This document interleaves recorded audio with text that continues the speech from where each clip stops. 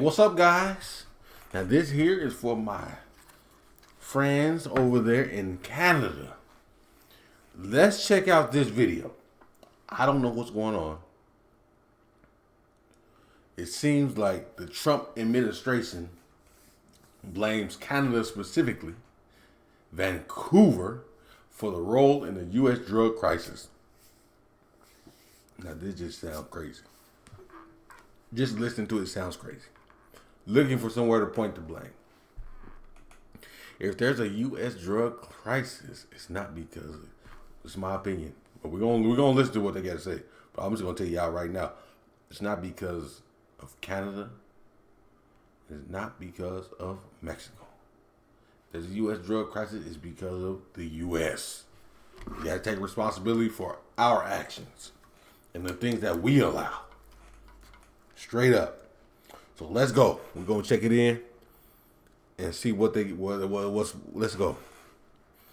Now, I'm American. We're gonna keep it real. I'm American, and I know when listen. I don't have no problem with saying when we F up, we F up, and that's just the point blank period. If we do things right, I don't have no problem saying we do it. Take credit. Yeah, we did things right. But when we F up, we F up. I don't have no problem holding fire to the torch. So let's go. So where's all the fentanyl coming from still? Where's the trafficking coming from still? In this Fox News interview, FBI Director Kash Patel putting the blame on Canada. On a variety of different criminal enterprises, and they're going and they're sailing around to Vancouver. The times that I've seen it when it really backs up the line going in, is they're opening all the trunks, all the doors. This check stop by the Pacific Highway crossing located just before people head into Canada. The mayor of Blaine was recently told by U.S. Customs and Border Protection these searches are targeting drug traffickers. If drugs are coming into the U.S., it means that money must be going back across the border to pay for the drugs. So that's also what they were looking for when they were doing these searches of outbound cars. And I don't... So if drugs are coming into the U.S., that means there's money going back across? Hold on, lady. Yeah, you're right. If there's money coming in, you got to be money going out. That's correct. But it could be people from the U.S. going in there with the money and coming out with the drug. Listen, that's not if you're letting the drugs in, that's on you. That's at the end of the day. We know, okay, they might have some money. You might stop people with some money. That don't mean they're going to buy drugs. You might find some people with money. Yes, that could happen. But if you're allowing the problem is allowing the drugs to come in, not the money to go out. That's not the problem. The problem is the drugs coming in. What are you talking about? Hey, dumbass search for some money? Customs and Border Protection, these searches are targeting drug traffickers. If drugs are coming into the U.S., it means that money must be going back across the border to pay for the drugs. So that's also what they were looking for when they were doing these searches of outbound cars. And I don't care about getting into this debate about making someone the 51st state or not, but they are our partner in the North.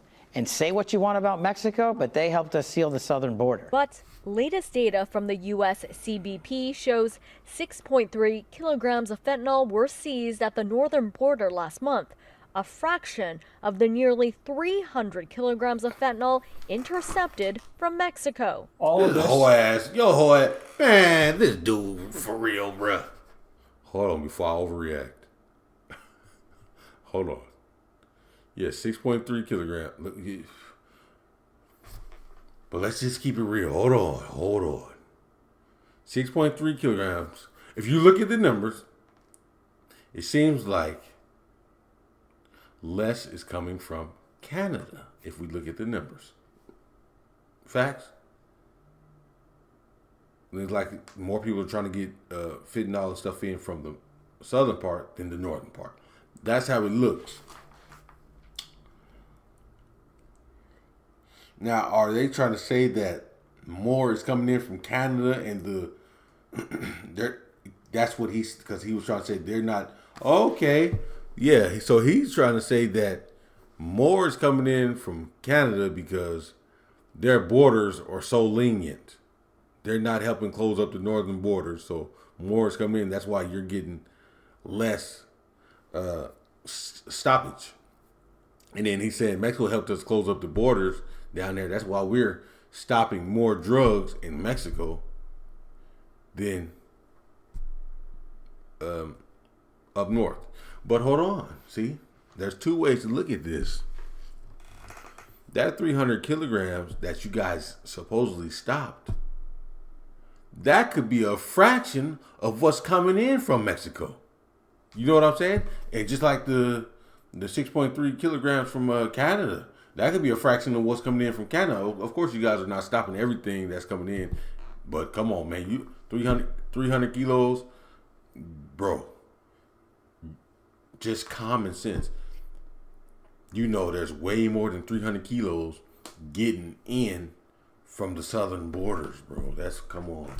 We know these things. Come on, dog. Yeah. So, let's listen to what the lady. That's just my opinion, straight up. Because there's two ways to see this. Let's just see what she has to say. My bad for stopping it right there. The nearly 300 kilograms of fentanyl intercepted from Mexico. All of this is a distraction. The tariffs that they're bringing in were brought in on the guise that they were addressing fentanyl, but their own data is showing that the percentage of fentanyl coming into the U.S. is very, very small. Last October, the RCMP busted this super lab in Falkland, BC, described as the largest and most sophisticated of its kind, seizing illicit drugs, including more than 95 million doses of fentanyl. I don't think this is something that we should write off as being rhetoric attached to the trade war, because our own Canadian Intelligence Service reports do point to an increase in the amount of organized crime groups producing drugs here in Canada, and it's something that we need to take action on now. What's not disputed, about 5 people die from toxic drugs every day in BC. Sturco calling on the province to establish a bipartisan task force on fentanyl trafficking.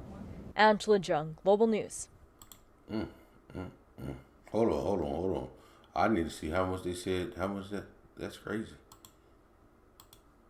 Is very, very small. Last October, the RCMP busted this super lab in Falkland, BC. Who is the RCMP? Super lab in Falkland, BC. So a super lab in British Columbia? Described as the largest and most sophisticated of its kind, seizing illicit drugs, including more than 95 million doses of fentanyl. I don't. 95 million doses? Bro, look at all those guns and cocaine, fentanyl, money. Man. Oh my gosh. Bro, this is crazy. You know how many people that can kill? This is sad, Doug. But, you got this right here. Hold on. Now, they showing this. So why don't y'all go talk about how much one of those doses that y'all stopped in Mexico, man. Listen, my Canadian friends, I love you guys. I'm telling you. I got a new love for Canada, man. I don't know where it came from, whatever it is. I got you guys back. That's a lot of fentanyl now. Hold on. That's a lot. There's a lot going on here. We're not going to overlook that. That's a lot going on. But also, in Mexico, I'm pretty sure they got a lot going on down there as well. You see 300 kilos trying to get in. Come on, man. And how is let's have a conversation. How is the fentanyl crisis over there in Canada? I had been in France for like 10 years. Yeah. When I went back to Denver in 2023, I was hearing about fentanyl on the TV. I think my auntie had died from fentanyl in like 2015, right around the time where it really started to hit. And I didn't know the effects and how, the things that it did to people. For real, like on a first-hand basis. The only thing that I heard of, but I never seen how it made the people. when I went to Denver in 2023, it opened up my eyes to this crisis, this pandemic. Man, this thing is, bro. I'm saying, I've seen people on crack cocaine throughout my life. You know, I've seen this all the time, and it does that thing. The crack cocaine that does. It's bad. It's bad. When people are on that, it's bad. But fentanyl, the first time I seen this, man, it's like it turns people into zombies. I've never seen this before a day in my life. You know, I used to watch The Walking Dead. And that's how people are looking that's hooked on this fentanyl. Like The Walking Dead, they don't care about nothing else but trying to do this. It's like they here, but they not here. And that, bro, it is bad, man. I didn't know it was that bad. I'm serious. I didn't know it was that bad. So, man, I remember I was in Denver, man. I don't like, but we were just like it was daylight and it was traffic on the street. We were like in a traffic jam. It was a lady on a sidewalk and she was high. She was on fentanyl. And she was just talking to herself, cars everywhere. And she just pulled down her pants and pulled out her breast and showed everybody and was bending over and doing. I'm like, and she was just talking, like, but she wasn't talking to anyone. And I'm like, oh, this drug is bad. This is bad. And that's one thing, listen, that's a drug, that thing there, that is, I thought crack was bad. Heroin, that stuff is bad. Heroin for sure. Heroin's up here. Heroin and fentanyl, that's up here. Because the amount of deaths they cause. But fentanyl, oh, it just takes all the words out of my mouth. It's horrible. But that's what my question was. How is it over there in Canada? Is it bad? Do you have a town like people are zombies and just everywhere and doing? Because I don't want to be around that.